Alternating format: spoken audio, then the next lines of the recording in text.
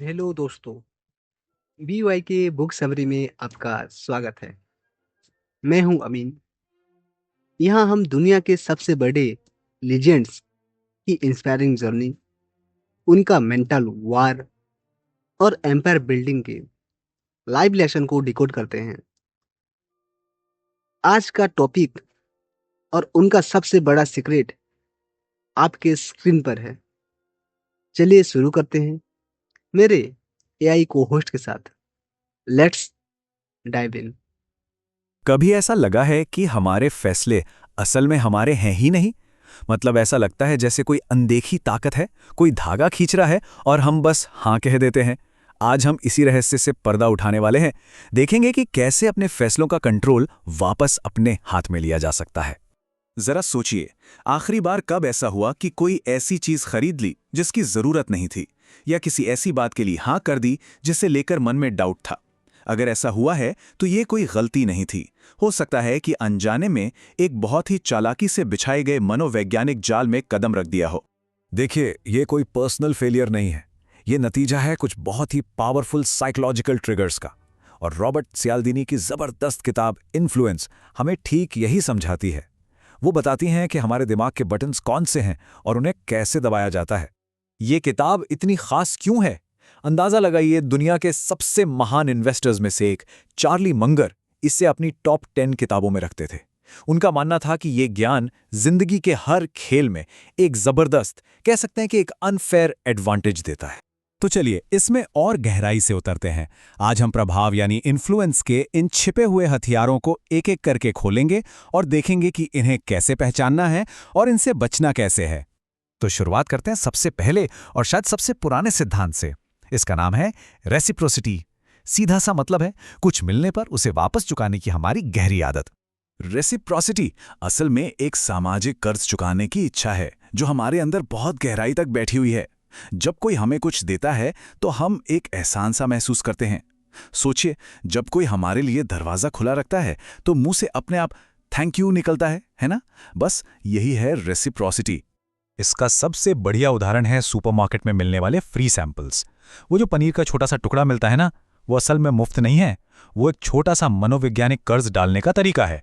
और अक्सर उस छोटे से कर्ज को चुकाने के चक्कर में हम पूरा का पूरा प्रोडक्ट ही खरीद लेते हैं।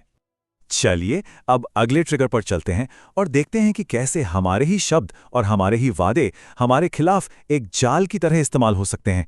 यहां से मामला और भी दिलचस्प हो जाता है।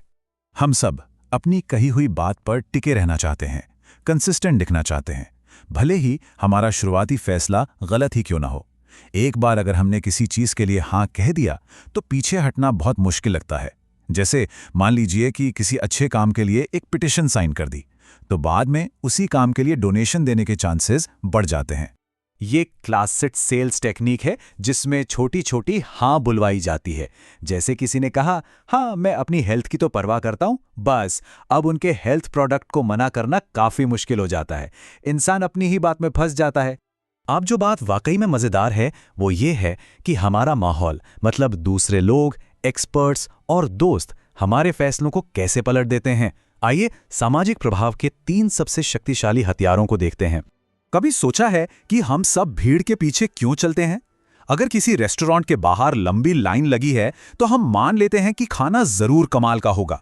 हमारा दिमाग सोचता है कि अगर इतने सारे लोग कुछ कर रहे हैं तो वो सही ही होगा। ऑनलाइन रिव्यूज और रेटिंग्स सब इसी सिद्धांत पर काम करते हैं। हम एक्सपर्ट्स पर आंख बंद करके भरोसा करते हैं।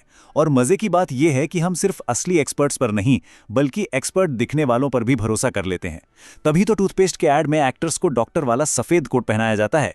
भले ही वो असली डॉक्टर ना हो, पर वो कोट उन्हें भरोसेमंद बना देता है। यह सिद्धांत बहुत सिंपल है। हम उन लोगों की बात ज्यादा आसानी से मान लेते हैं जिन्हें हम पसंद करते हैं। कोई आकर्षक हो, दोस्त जैसा बर्ताव करे या हमारी तरह ही सोचता हो तो उसकी ना करना मुश्किल हो जाता है। पूरा का पूरा इन्फ्लुएंसर मार्केटिंग का बिजनेस इसी एक सिद्धांत पर टिका है। अब बात करते हैं 2 और बहुत ही पावरफुल ट्रिगर्स की। एक है कुछ खो देने का डर और दूसरा है किसी ग्रुप से जुड़े रहने की जरूरत। ये दोनों सीधे हमारे इमोशंस पर वार करते हैं। लिमिटेड एडिशन, ऑफर सिर्फ आज रात तक। ये शब्द सुनते ही दिमाग में घंटी बजती है। है ना? इसे कहते हैं फोमो, यानी फियर ऑफ मिसिंग आउट। हमें कोई चीज पाने की खुशी से ज्यादा उसे खो देने का डर होता है, और कंपनियां हमारे इसी डर का फायदा उठाती हैं। सियाल्डिनी का 7वां और सबसे नया सिद्धांत है यूनिटी। ये कहता है कि जब हमें लगता है कि कोई हमारे जैसा है, तो हम उसकी बात ज्यादा मानते हैं। जैसे एक ही शहर के लोग, एक ही टीम के फैंस या एक ही परिवार। ये हम वाली जो भावना है ना, ये बहुत मजबूत ब्रांड लॉयल्टी बनाती है। तो अब सबसे जरूरी सवाल, जब ये सारे ट्रिगर्स हमें पता चल गए हैं, तो इनसे बचे कैसे? कैसे अपने फैसलों के कंट्रोल में रहा जाए? अब समझिए कि आपके पास एक तरह की एक्सरे विजन आ गई है। इसका इस्तेमाल करना शुरू कीजिए। अगली बार जब कोई ऐड देखें या कोई सेल्स पर्सन बात करे, तो खुद से पूछिए, रुको, यहाँ कौन सा ट्रिगर इस्तेमाल हो रहा है? बचने के लिए एक बहुत सीधी साधी 2 स्टेप की रणनीति है। पहला, बस जागरूक रहिए। इस बात को दिमाग में रखिए कि ये तरीके हर जगह इस्तेमाल हो रहे हैं। और दूसरा, कोई भी फैसला लेने से पहले बस एक पल के लिए रुकिए और पहचानिए कि कौन सा खास हथियार आप पर इस्तेमाल किया जा रहा है। और यही है सबसे जरूरी बात, जागरूकता ही पहला और सबसे मजबूत बचाव है। जैसे ही आपने ट्रिक को पकड़ लिया, उसकी ताकत खत्म हो जाती है। तो क्या आप दुनिया को इस नई एक्सरे नजर से देखने के लिए तैयार हैं? दोस्तों, ये था आज का पूरा निचोड़। BYK के बुक समरी के इस ग्रोथ गिफ्ट यानी इस इन्फोग्राफिक का स्क्रीनशॉट जरूर ले लीजिए, ताकि ये लेसन आपके लाइफ में काम आ सके। अगर आप भी हर रोज लीजेंड से सीखना चाहते हैं, तो इस कम्युनिटी का हिस्सा बनिए। मैं हूं अमीन। हमेशा याद रखिए, रीड मोर, थिंक डीपर।